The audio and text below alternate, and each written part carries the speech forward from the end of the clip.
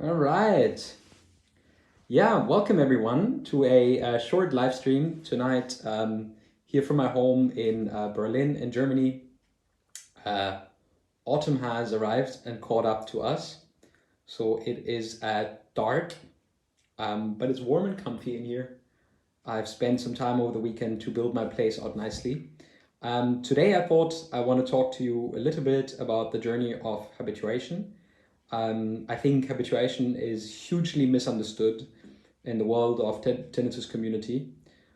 People often think that habituating to tinnitus is giving in to tinnitus. People often think that habituating to tinnitus means lying down the very arms that they so desperately need in order to somehow find relief after fighting. Yeah, if you just simply fight enough against your tinnitus, maybe you can get that relief, right? So I think that first of all, we need to create an understanding not only in the tinnitus community, but also in the community of people who treat people with tinnitus, of what habituation to tinnitus actually means. Namely, the place where your brain perceives tinnitus no longer as a threat that it needs to go and fight against, but as a place where your brain can naturally do what it's supposed to do in response to tinnitus.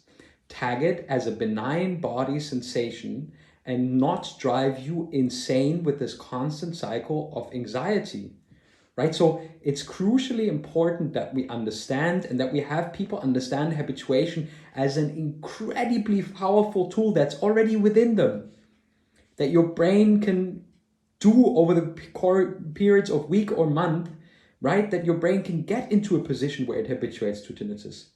So it's incredibly powerful, the concept of habituation. So why is it not so widely used? Well, because it takes a lot of time to explain the concept and to share the strategies and tips and tricks of how you can put your brain in the best position in order to habituate to your tinnitus. So unfortunately, that's something that's very difficult and very not difficult to do, right? So, I mean, I share it on my podcast. I try to share it here on my YouTube. I'm not as great on YouTube, but just being honest, right? Like my major focus is my podcast. So I'm doing a lot of podcasting. My YouTube, please forgive me, my YouTube audience. I'm not particularly great at videos. That's why I don't have millions of subscribers like other people in the tinnitus space, which I appreciate, 100% do. I prefer to do podcasts. It's perfectly fine. But the important part in the end is that what I do and what other people in the tinnitus space do is we try to create an understanding of what tinnitus habituation really is. We try to help people understand that while it might take some time for habituation to work for you, habituation is possible if you're human and if you have a brain. So for all the aliens out there listening, you can turn off right now. Tinnitus habituation isn't for you because tinnitus habituation is only for the humans amongst us. Little joke, but anyways. So I think it's incredibly important that we encourage not only people to think about differently about the fact of habituation and what habituation actually means to them and how habituation can be reached in the best way possible and in the most individual way possible, because my personal style to habituation is also one where I like to either work with a person one-on-one, right? Or I like to welcome the people into our community, and then through the group coaching, we work individually on the problems that that person might be facing on their road to habituation. So I'm also saying that we need a very people-centered way of approaching tinnitus habituation, right? We need a very individual approach, because if you've seen one person with tinnitus, it's what Craig Casper, the audiologist from New York, shared in my podcast interview a few months back. He said, if you've seen one person with tinnitus, you've seen one person with tinnitus, and that's entirely true. So there is a fantastic amount of tinnitus apps out there. The problem is most of them have some front ground courses and some approaches of how to get CBT for your tinnitus management, etc. Right? And that's great. That's perfect. Because when I started dealing with tinnitus 15 years ago, nearly 15 years ago, was 19, while being deaf on this ear and having the hearing aid in my other ear, right? There was nothing like that. I had to deal with it all on my own. So, I mean, don't get me wrong, these apps that are out there now and teaching behavioral strategies and having sound therapy included in the apps, that's great. But my approach to tinnitus habituation is one where I say it needs to be a little bit more personal. So we have control over how the person responds to their tinnitus, what belief systems influence the thoughts and ways of thinking about that tinnitus. Then we can do that inside our community. We can start telling that person that maybe the way they've been tackling that tinnitus and tinnitus habituation as a whole is in fact actually not letting them habituate to their tinnitus. So my credo is we need a person-centered approach to tinnitus habituation. We need people to understand that habituation is not at all giving into tinnitus, that habituation is one of the most powerful tools for you to tell your brain that tinnitus is a benign body sensation, which in 99.9% of all the cases with tinnitus it is. And we needed a strategic way to do that. So we need a strategic approach that is person-centered and individual. And if we get all of these factors together, and a person understanding that habituation can be so freeing that, in fact, in the last podcast episode, if you haven't checked it out, the podcast always for free, right? So if you haven't checked out the podcast episode with Tanneke, Tanneke shares, she's a member of our community, she shares a little bit of a story of how she had tinnitus for 20 years and then she habituated, but then she got a spike, and right. So in the end, she shares of how after being in the community for a while and applying the tools and being in the group coaching sessions with us, she literally now for large parts of the day doesn't hear it anymore. And I think that's the result that most of the people want. But the problem is there's a massive gap between the results a person wants, namely being free of tinnitus worries, and the way they get there.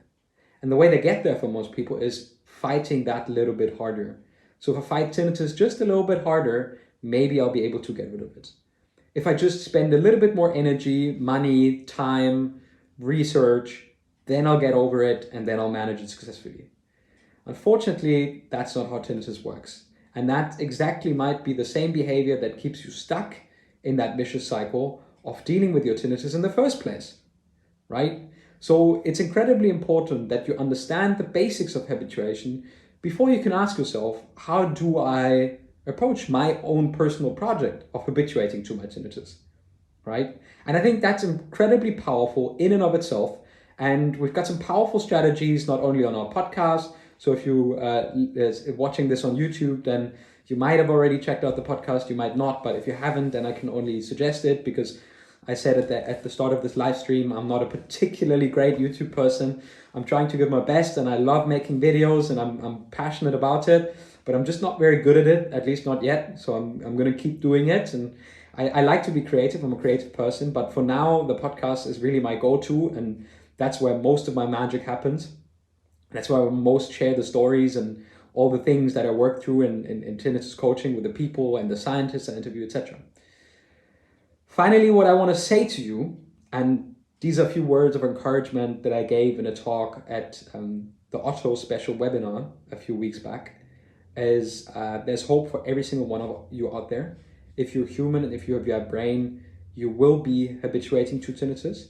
But there are things and ways and strategies in which you can do it quicker and that put your brain in the best position to then naturally habituate to your tinnitus, right? Because what you want is for your brain not to get hooked on your tinnitus in the same way that when you're eating at your kitchen table or you're reading the newspapers, but your fridge is humming in the back, you never pay attention to that fridge humming in your back because it's not important. Conversely, if it's a weird humming, your fridge might be broken, you might be in for $700 of buying a new fridge or something like that, and then yes, you are stressing out about it. But you get what I mean, right? It's the same with tinnitus and habituation. So if you're watching this, then I have in fact 3 things that I can suggest you can do. And the very first thing that I can suggest to you is if you haven't done so, then read my free guide to tinnitus.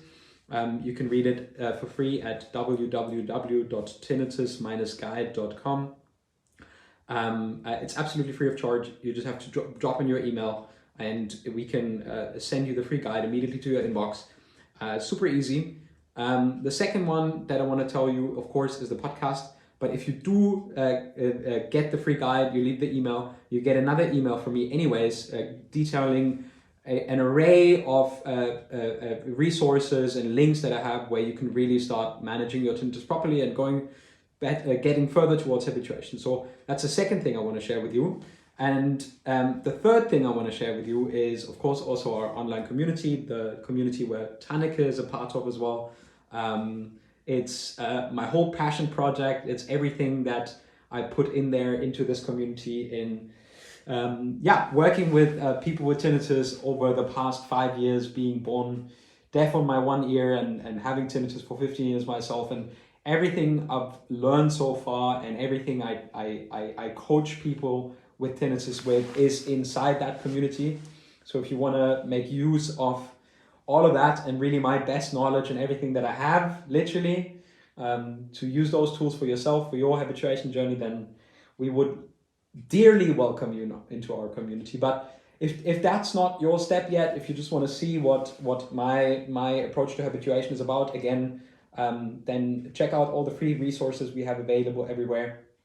And finally, to those who tuned into this live stream, I want to say thank you for tuning in tonight with me. Bear with me for my videos getting a little bit better in the future.